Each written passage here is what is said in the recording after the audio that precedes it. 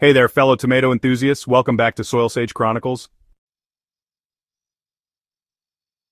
If you've ever stood in your garden staring at your tomato plants with a mixture of love and frustration, you're definitely not alone. After years of growing tomatoes and hearing from countless gardeners in our community, I've compiled the 10 most common problems that seem to plague tomato growers everywhere. The good news? Every single one of these issues has a solution, and I'm here to walk you through each one. Whether you're a first-time gardener nervously tending to your inaugural tomato seedlings, or a seasoned grower who's been at this for decades, these problems probably sound familiar. Let's dive in and turn those tomato troubles into triumphs.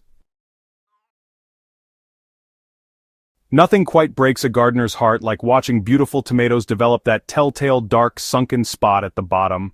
Blossom end rot looks like a disease, but it's actually a calcium deficiency problem that's often caused by inconsistent watering rather than lack of calcium in your soil. The key to preventing blossom end rot lies in maintaining consistent moisture levels in your soil. I recommend checking your soil moisture daily by sticking your finger about 2 inches deep into the soil near your plants. If it feels dry, it's time to water. Consider installing a drip irrigation system or soaker hoses to maintain steady moisture levels, especially during hot summer months when containers and raised beds dry out quickly. Additionally, avoid cultivating too deeply around your tomato plants, as this can damage feeder roots that help with calcium uptake. Mulching heavily around your plants will help maintain consistent soil moisture and protect those crucial surface roots. There's something particularly frustrating about watching a perfect tomato split open just as it's reaching peak ripeness. Fruit cracking typically happens when plants receive irregular watering, either too much water after a dry spell or inconsistent moisture throughout the growing season. The solution mirrors our approach to blossom end rot. Consistency is everything. Maintain steady soil moisture by watering deeply but less frequently, encouraging roots to grow deeper into the soil. When you do water, give your plants a thorough soaking rather than frequent light sprinklings. This encourages stronger root systems that can better handle moisture fluctuations.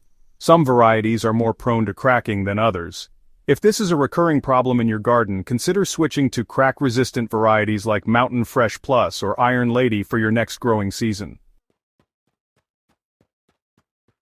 Seeing those bottom leaves turn yellow can send any gardener into a panic, but it's important to understand that some yellowing is completely normal as plants age. However, when yellowing progresses rapidly up the plant or affects young growth, you're likely dealing with a nutrient deficiency or watering issue.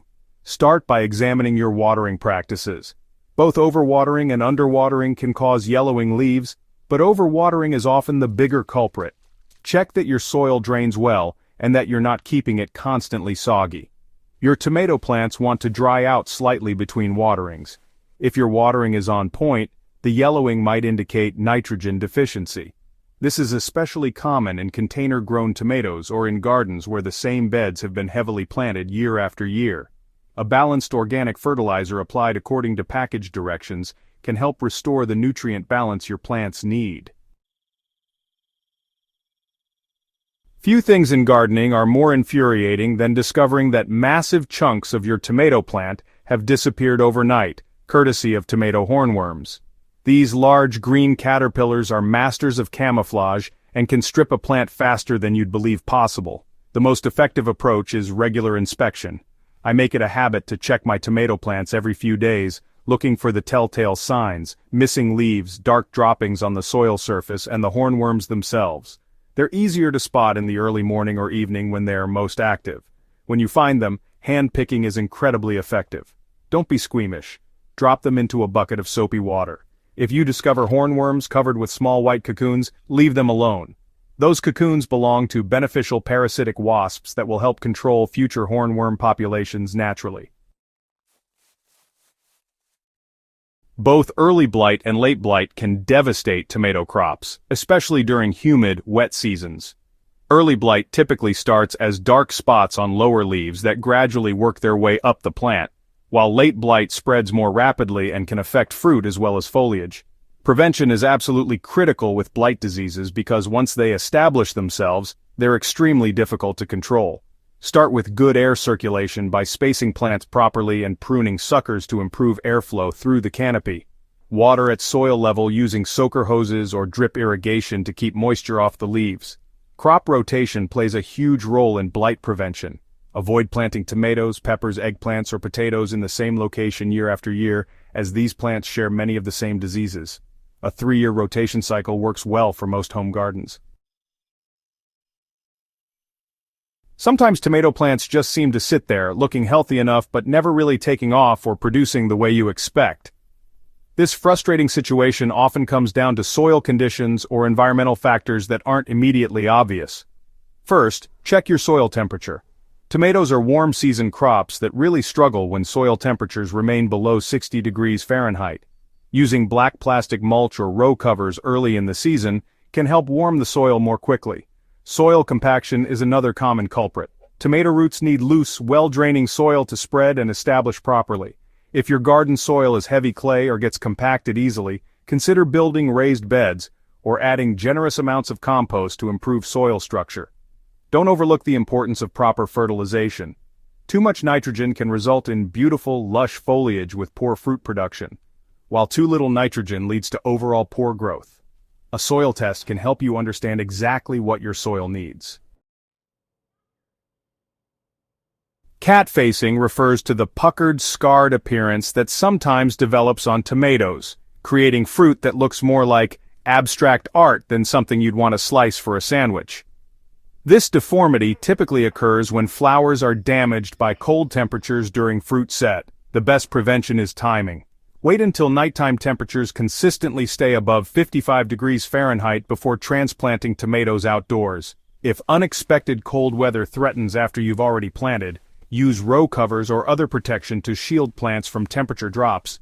Some varieties are more prone to cat facing than others, particularly large beefsteak types. If this is a recurring problem in your area, consider growing paste tomatoes or cherry varieties that tend to be more resistant to environmental stresses. Sun scald appears as white or yellow patches on the sides of tomatoes that face the sun, eventually turning into papery, sunken areas. This problem is most common during extremely hot weather or when plants lose foliage suddenly due to disease or over-pruning. Watching flowers form on your tomato plants only to drop off without setting fruit is incredibly disappointing.